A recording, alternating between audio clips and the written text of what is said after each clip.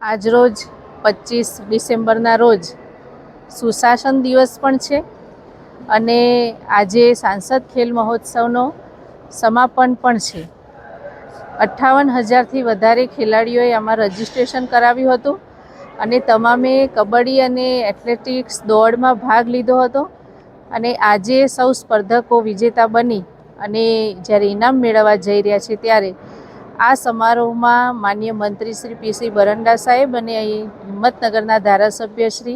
વીડી ઝાલા સાહેબ, અરવલ્લી જિલ્લામાંથી પણ પૂર્વ મંત્રી અને મોડાસાના ધારાસભ્ય ભીખુસિંહજી, ધવલસિંહજી અને સૌ અમારા જિલ્લા પંચાયતના પ્રમુખશ્રીઓ સાથે નગરપાલિકાના પ્રમુખશ્રી અને સૌ આગેવાનોએ ઉપસ્થિત રહી સ્પર્ધકોનો ઉત્સાહ વધાર્યો હતો